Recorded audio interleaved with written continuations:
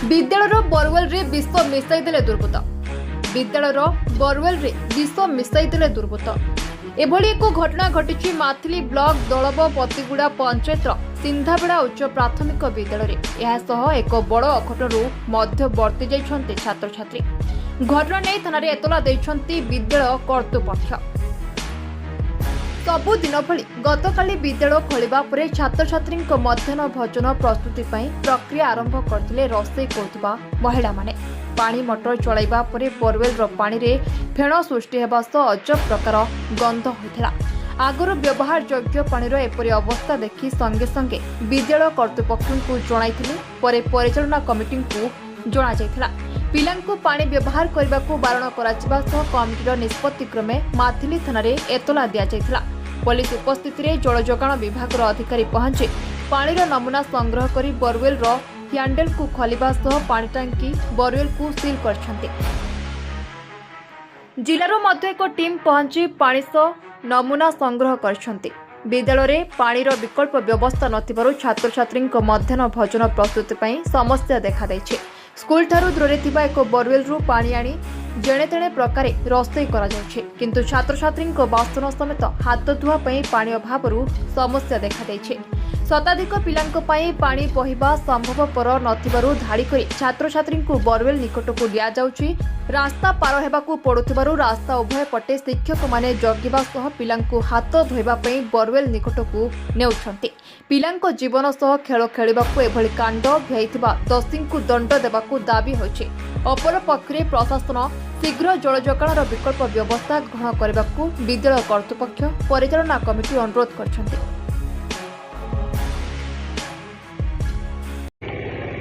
परदिन आमर विद्यालय खोला थिला। आमर पानी मध्य ठीक थिला। एमडीएम रोषेई करिक आम पिला मानू खाइबा पीवा देलु। तापर विद्यालय 4टा पर जेतु बंद होचे आम 4टा पर बंद करिक गलु। काली आसिकी 9:30 पहुँचला परे आमर रांधुणी माने प्रथमे से मोटर ऑन करिक पानी लोड करुथले। लोड करिया भितर हठात जो पानी लोड है से खाली फेण पानी गुड़ाक बाहला और बहुत विषाक्त गैस दुर्गंध बाहला। तापर सांगे सांगे आम बंद करी प्रधान शिक्षक को डाकिलु। प्रधान शिक्षक कहले टोटाल बंद कर दियो। तापर सांगे सांगे पुणी आम एसएमसी कमिटी मेंबर एवं किसी अभिभावक मानक डाकिलु। डाकिला ये आलोचना कलु। हेले राति रे किए करिछि तो आम जानिना। तेणु आम समस्ते मिसिकी थाना रे एफआईआर देलु। एफआईआर देला परे आमर आईएसी मैडम केसटा को रेस्ट्री कले। रेस्ट्री करके सांगे सांगे तदंत करने पठेले। तापर तदंत काली 2-3 थर आम विद्यालय को आसी तापर ट्यूबवेल टाक सीज कले। सीज कर तदंत चालू रही।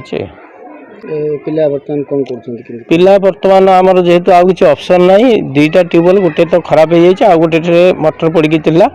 किंतु एबे आमे आयुर्वेदिक से हॉस्पिटल नियरेस्ट हॉस्पिटल गोटे अच्छी ट्यूबवेल से ट्यूबवेल आमे पानी आणुचु एवं आमे जगिकी रहिया पड़ुची। जेहेतु रास्ताटा जाइए दुर्घटना हबार संभावना रोचे।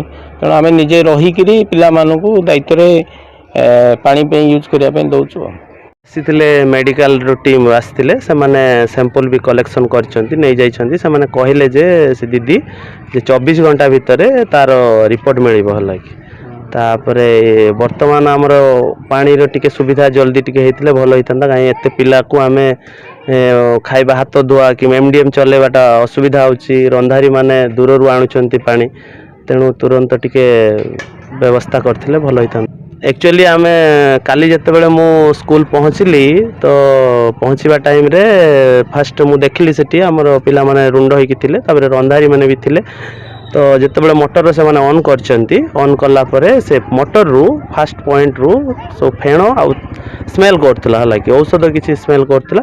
तापर पिला मानको सब साइड करिके तापर प्रथमे मु हमर विद्यालय परिचालना कमिटी रो जो आम प्रेसिडेंट अच्छा फोन कली। सीआरसी फोन कली। समस्त गाँ लोक आसिले देखिले जे औषध ହେଲା ତାପରେ ଆମେ ଏଫଆଇଆର ଦିଆଯାଇଥିଲା। ତାର ପରଦିନ ରାତିରେ କିଏ ଗୋଟେ ପକାଇ ଦେଇଥିଲେ ଇଏ ଆମର ବୋରୱେଲରେ ଭିତରେ, ହେଲେ କାଲି ସକାଳେ ସେ ରାନ୍ଧଣା ବାଲା ଆଉ ଆଇଲା ବେଳକୁ ପାଣି ବାଲା ବେଳକୁ ବାସ୍ନା ଟିକେ ବାହାରିଲାରୁ ଆମକୁ ଡାକିଲେ, ଆମେ ଇଏ କଲୁ